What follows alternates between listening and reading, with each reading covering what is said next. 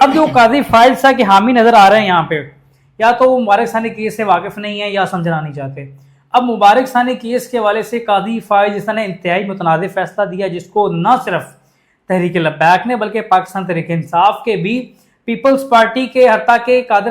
जो है कादिर पटेल ने भी इसका हर पार्टी के या हर इवन बीइंग अ मुस्लिम हर बंदे ने उसको कंडेम किया। सुन्नी, बरेलवी, देवबंदी, तमाम अहले हदीस एक हर बंदे का उस पर इख्तलाफ था और सारे एक पेज पे थे और सुप्रीम कोर्ट में भी एक साथ नजर आए, क्योंकि फैसला इंतहाई मुतनाज़ था, इंतहाई कबीह था। इस तमाम नहीं, आप क्या समझते हैं एजाज सैयद साहब को जब वो सपोर्ट कर रहे हैं चीफ जस्टिस ऑफ पाकिस्तान को, मुबारक सानी केस उनकी आंखों से ओझल है? देखें, ये समझना नहीं चाहते। ये जो इस सीटों पर बैठे हुए जो मीडिया के अंदर सीनियर हैं या